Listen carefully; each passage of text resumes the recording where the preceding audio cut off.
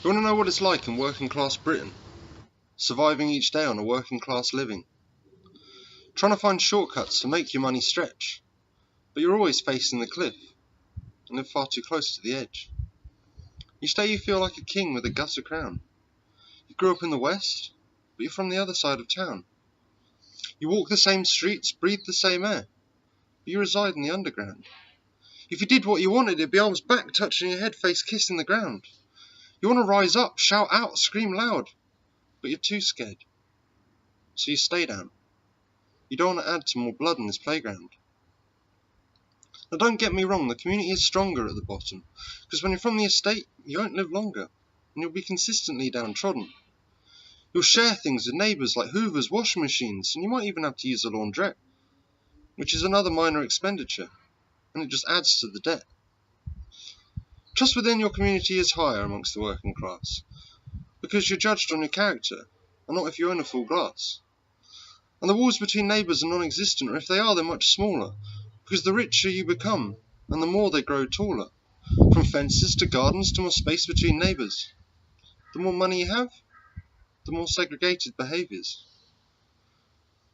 When you're just a paycheck away and far too close to the breadline, you will feel that pressure to a life of crime. You will question whether you're just a sign of the times or just confined to a culture that you didn't design, didn't want to find. But it finds you. Like it found me. I couldn't escape from that reality. Too many locked doors, no skeleton key. I found myself struggling each day to break free. The illusions of choice, a quietened voice behind that mask of opportunity, a deception of liberty, the constant futility and just nigh on gullibility. I turned away from that society that just didn't reflect me. Or even reflect the lifestyle I was living. A life where one mistake could be so unforgiving. Mix with the wrong crowd and you can end up in prison. But they could be the only mates that you have, and the only ones who would listen. On top of that, every bad government policy affects the working class the most. I still feel like we're grasped within the coils of Victorian Britain's ghost. Defences to the powerful and the whims of a few, who decide on your future and the way that you're viewed. They control the media, the forces, and the pay rises that you get, but they also control their own. Is that true democracy? I guess the answer's not yet. And the middle class blame the poorest for society's woes, as it's easier to blame the poor than rich and powerful foes. And this opinion is generated by a journalist's editor or boss, who's upper class, and he decides on the importance of stories, but also which ones to toss. Just the other day we heard more about Jacob Rees-Mogg's scuffle before he'd given a speech than tens of thousands of NHS protesters marching down London's streets. I'll concur that MPs should be free from violence, especially when they're just giving their opinions. But is that really more important than the health and working conditions of our hospitalised citizens?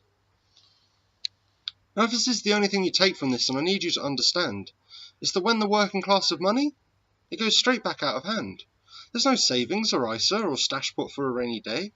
Half your money's gone before you've even been paid.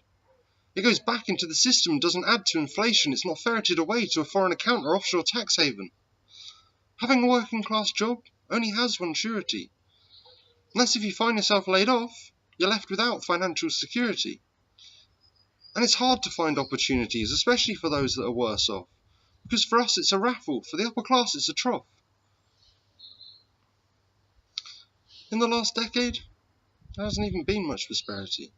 It's been 10 long years, and still we have that austerity, which was the financial fallout from the '08 credit crash, due to bankers' bad investing and betting with our cash. And it affects the richest the least, because they have ways to avoid paying tax. And while we have injunctions, highly paid lawyers and the possibility of bail, the sentencing for the criminals will most certainly be lax.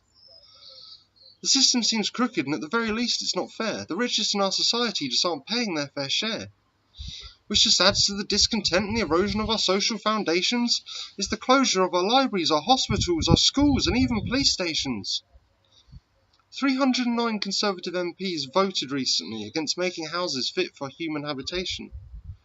Surely that's a home's sole purpose, its most basic expectation. And when the working class are viewed with such condescension, we get tragedies like Grenfell Tower and those hard-hitting implications.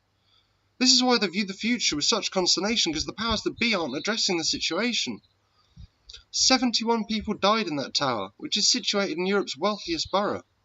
I wonder what would have happened if those residents' concerns had been heard rather than overlooked, ignored, silenced or smothered. The year the cladding was attached, the people who paid their council tax in full got a council tax rebate. But making that tower fire safe was just seen as too much for the state. For just £5,000, those residents could have avoided their fate. It just makes me so angry when people are viewed as second-rate. It just seems that there's no one to defend us from these corporate behaviours, with their fraudulent practices while masquerading as saviours.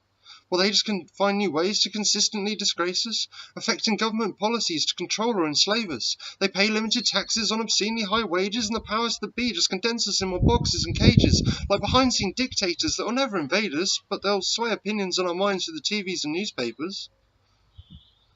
The rich will never understand what it's like to be poor. It's not something they can relate to, or something that they'll ever have to endure. But the working class know what it's like to be rich. It's a dream that never disappears, an insatiable itch. There is inherent discrimination in our society, and you just can't justify it to me. Such as how we pay for our electric. The upper class get a bill while the poor have a key, which costs more by the usage, but it's for the same commodity, and if you're blind to that injustice, then I hope that in one day you will see. It keeps the poor impoverished by making them use a different system. It's deliberate segregation, another invisible prison. There are even buildings in our society where people enter through a different door, because one entrance is for the wealthy, and the other is for the poor. It's not fair, it's not just, and it traps people for generations.